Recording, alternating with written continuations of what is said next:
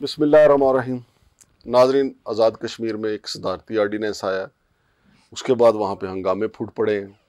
आखिर इस सदारती आर्डीनेंस में है ऐसा क्या? स्टूडियो में मेरे साथ मौजूद हैं जनाब यासर आरिफ साहब, वही हमें बताएंगे। अस्सलाम वालेकुम जनाब यासर आरिफ साहब। वालेकुम अस्सलाम मगर साहब। यासर आरिफ साहब, ये सदारती आर्डीनेंस में ऐसी क्या खतरनाक चीज़ है कि वहाँ पे हंगामे फूट पड़े? रावला कोट में तो बड़ी दमादम मस्त कलंदर हुआ है, सुना है वहाँ फायरिंग भी की है पुलिस ने। मगर साहब, ये सदारती आर्डीनेंस कोई जो है ना रॉकेट साइंस नहीं है, या इसमें कोई बहुत अचंभे की कोई जो है ना अहकामात नहीं दाखिल किए गए।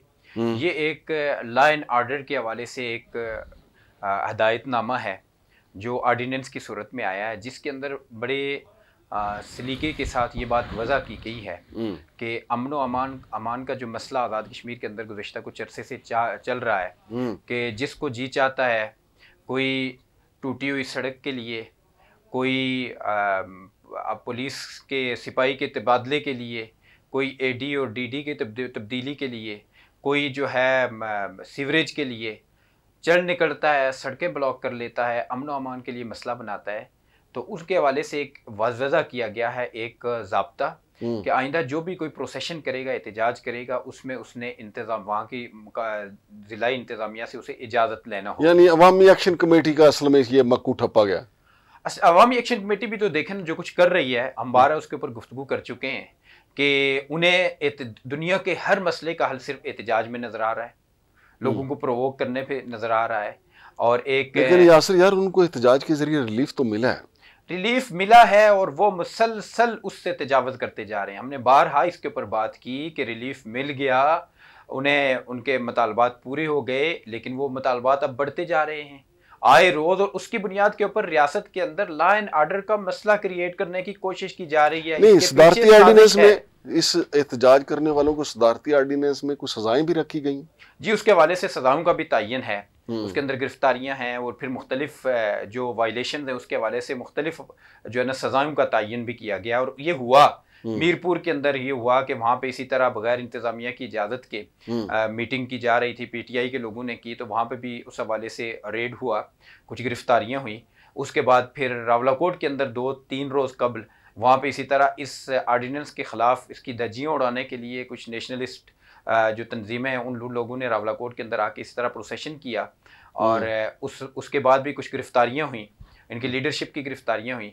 आज फिर इस आर्डीनेंस के खिलाफ रावलाकोट में अच्छा खासा बड़े लेवल पे प्रोसेशन हुआ। उसमें पुलिस ने फिर डेफिनेटली, जब देखें स्टेट की रिट चैलेंज हो रही है, जब हुकूमत की रिट चैलेंज हो रही है, आप ये जो आर्डीनेंस है ये एक आम आदमी के लिए है। एक आम आदमी कि वो जो दिहाड़ी लगाने के लिए कहीं शहर में जाता है, वापस उसे शाम को पब्लिक ट्रांसपोर्ट पे वापस अपने घर पहुंचना है, लेकिन आपने शाम को 2 बजे प्रोसेशन शुरू कर दिया, सड़कें ब्लॉक कर दी। वो बेचारा रात के अंधेरे में कहीं वो सड़क से बहुत दूर, कहीं दूर देहात के अंदर कहीं रहता है, उसको रात को 12 बजे आगे जाके घर पहुंचना है। लेकिन अवामी एक्शन कमेटी भी तो यार अवाम के लिए लड़ रही है, उनका कौन सा? देखिए, इनका एजेंडा अवाम से बहुत आगे बढ़ चुका है, ये एक्सीड कर चुका है। ये सिर्फ अवामी एक्शन कमेटी अवाम के लिए नहीं लड़ रही, अब तो इनके अज़ाइम वाज़े हो रहे हैं। और अगर आए रोज़ ये चीज़ पता चलती है कि अवामी एक्शन कमेटी के पीछे कुछ अनासर ऐसे हैं, जो इसके हैंडलर्स ऐसे हैं, जिनका एजेंडा अवाम नहीं है बल्कि यहाँ के अंदर मुजरी के एजेंडे को फ़रोग देना है, आज़ाद कश्मीर के अंदर इंतशार का माहौल कायम करना है। और इसके ऊपर रिसेंटली राजा फारूक हैदर साहब ने मीरपुर के अंदर परसों बड़ी वाज़े तौर पर यह बात गुफ्तगू की है। उसने कहा है कि उन्होंने कहा कि ये आज़ाद कश्मीर के अंदर ये जो कुछ नौजवानों से मुखातिब करके उन्होंने कहा कि ये जिस तरह के मुतालबात और जिस तरह के प्रोसेशन आपने शुरू कर दिए हैं,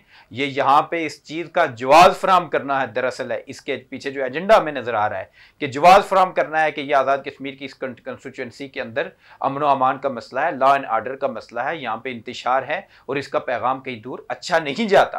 और उन्होंने साथ ये भी वाजे किया और बड़ी अच्छी उन्होंने गुफ्तगू करके उन्होंने कहा कि वो जो लोग जो पाकिस्तान और हिंदुस्तान की फ़ौज का मुवाजना करते हैं, मैं उन्हें ख़बरदार करता हूँ, मैं उन्हें बताता हूँ कि पाकिस्तान और हिंदुस्तान की फ़ौज का मुवाजना न करें।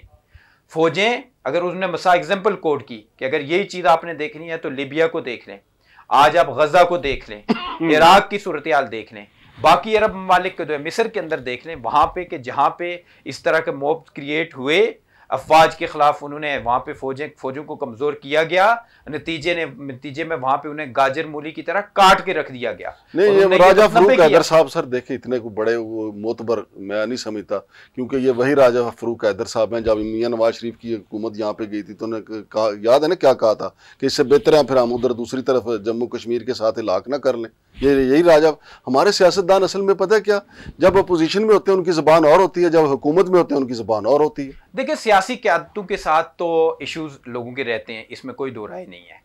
देखिए सियासत अपनी जगह पे है, रियासत अपनी जगह पे है। आज़ाद कश्मीर के अंदर इस वक्त जो कुछ शुरू हो चुका है ना मांगड़ साहब, ये मामला अब रियासत का है। देखें अब इससे जुड़ी हुई दूसरी खबर जो लंदन में मुबाहिसा हुआ है, डिबेट हुई है, उसमें 207 वोट जो हैं वो इस हक में आए हैं कि दोनों कश्मीर मिला के एक आज़ाद और खुद मुख्तार रियासत होनी चाहिए, और 107 इसके खिलाफ वोट आए हैं। हमारे ना तो इस डिबेट में ख्वाजा आसिफ साहब ने हिस्सा लिया और ना ही दूसरी तरफ से जयशंकर ने हिस्सा लिया, लेकिन कश्मीरियों ने तो वहां पे अपना इजहार कर दिया। मांगड़ साहब जो डिबेट्स करवाने वाली ताकतें हैं ना, वो बज़ाहिर आपको पता है जब इंटरनेशनली को कंस्पिरेसी किसी खित्ता के अंदर क्रिएट की जाती हैं तो वो ताकतें बड़ी नादीदा होती हैं।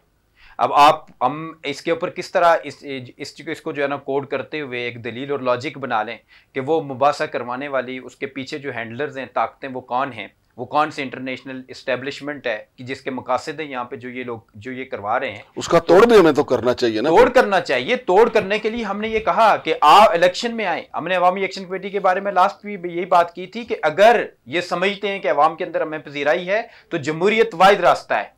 बरतानिया भी यही कहता है, अमेरिका भी यही कहता है, आलमी सतह पर भी जो किसी को की शोहरत और उसकी शोहरत ना होने का जो पैमाना है वो ये है कि आप वोट के जरिए लोगों से कहें कि वोट डालें, तो ये आए इलेक्शन के अंदर। अगर इनको हम मैंडेट देते हैं तो ठीक है भाई, इनकी आइडियोलॉजी को अक्सरियत की बुनियाद की असेंबली के अंदर माना जाएगा। जत्थों को प्रोवोक करके एक्सप्लाइट करके अगर इनको अवामी एक्शन कमेटी इख्तिदार में आ जाए ना यासिर आरफ साहब जी, तो ये जो सदारती आर्डिनेंस जिसके खिलाफ एहतजाज हो रहा है ना, इस किस्म के 10 आर्डिनेंस ये खुद जारी करेंगे। क्योंकि जब आप इक़्तिदार में होते हैं तो आपकी तरजीहात और होती हैं, जब अपोजिशन में होते हैं तो आपकी तरजीहात और होती हैं। लेकिन मेरा सवाल आपसे ये है कि अनवार हुकूमत की तब्दीली के लिए कुछ अर्सा पहले पीपल्स पार्टी ने एक लड़ाई शुरू की थी। चौधरी रियाज साहब जो हैं वो तकरीबन ले दे गए थे इनको, फिर क्या हुआ उसके बाद? मांगड़ साहब ये आपके पास जो खबर है, आप प्रोग्राम से पहले भी आपने इसके ऊपर डिस्कस किया था, तो ये खबर एक थी काफ़ी पुरानी है। उस वक्त ये बात चल पड़ी थी कि पीपल्स पार्टी को अगर इख्तियार दिया जाए तो कौन आए। चौधरी यासीन साहब थे, आजी याकूब साहब थे, फैसल राठौर साहब, ये 3 लोग जो है। चौधरी रियाज साहब नहीं थे प्राइम मिनिस्टर के उम्मीदवार? नहीं, चौधरी रियाज साहब का वहाँ से क्या लेना देना सर। चौधरी रियाज साहब का ताल्लुक आज़ाद कश्मीर से थोड़ा ही है, वो तो आपके इधर फैसलाबाद से उनका ताल्लुक है। तो लेकिन वहाँ की सियासत में तो बहुत इन है, लेकिन वो अपनी मरकजी क़यादत के नुमाइंदा के तौर पर इन है ना, वहाँ से कोई आज़ाद कश्मीर की कॉन्स्टिट्यूंसी से उनका ताल्लुक तो नहीं है। लेकिन उस वक्त जो एक मूव चली तो फैसल राठौर साहब ने एक वक्त में अपने प्रेसिडेंट, वो क्योंकि पार्टी के जनरल सेक्रेटरी हैं, उन्होंने अपने प्रेसिडेंट चौधरी यासीन साहब से कहा कि ठीक है, अगर अदम एतमाद के लिए आप चाह रहे हैं, आपकी ख्वाहिश है, तो मैं आपका साथ देने के लिए तैयार हूं मुबैयना तौर पर। वो उसकी तस्दीक या तरदीद कर सकते हैं। तो इसलिए कि जो मैनेज करने हैं हमने मेंबरान असम्बली जो हमारी ज़रूरत है, तो उसके लिए जो को वसाइल जो चाहिए थे, तो उनकी उन्होंने फैसल राठौर साहब के साथ बात की कि ये वसाइल आप इनके ऊपर करें। वो कोई अमाउंट थी, वो करोड़ों में थी अमाउंट के, इसका आप बंदोबस्त करें। लेकिन चौधरी यासीन साहब ने इस हवाले से जो है ना कोई रिस्पॉन्ड नहीं किया। अब इसके 2 पहलू हो सकते हैं।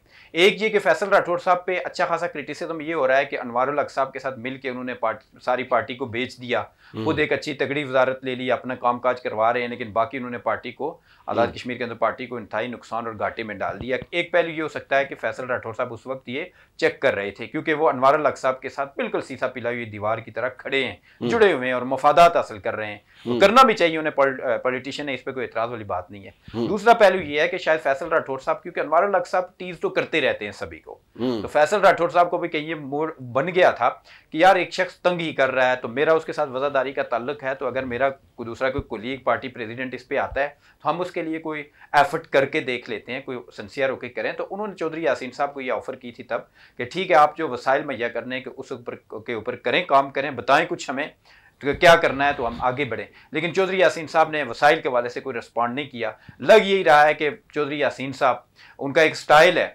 कि वो फिर जब इस तरह का कोई इशू आता है तो वो लंदन चले जाते हैं, उनके अपने कबीले के लोग देगर इन्वेस्टर्स होते हैं, तो उनसे उन्होंने पैसा कलेक्ट करना होता है। तो उस वक्त उनके पास वो कोई बड़ी अमाउंट मौजूद नहीं थी। लेकिन ये आप इससे आप उस इम्पॉर्टेंस का अंदाज़ा करें कि पिछले 1-1.5 साल के अंदर आज़ाद कश्मीर के अंदर पैसे वाले शख्स की कितनी ज़रूरत महसूस की गई, क्योंकि सभी तंग थे कि कोई पैसे वाला आए जो हमें मैनेज करे, और हम दड़न तख्ता अनवार साहब का करने लगे, लेकिन पैसों की कमी शिद्दत से महसूस होती रही है। बहुत शुक्रिया यासर आरिफ साहब। तो नाज़रीन, ये थी कश्मीर के हवाले से जो ताज़ा तरीन वहाँ पे सदारती ऑर्डिनेंस आया, उसके बाद जो झड़पें हुई हैं, फिर वहाँ पे जो सियासी लड़ाइयाँ चल रही हैं, ये उसका एक मुख्तसर जायज़ा था। शमशाद मांगट और यासर आरिफ को इजाज़त दीजिए। अल्लाह हाफ़िज़।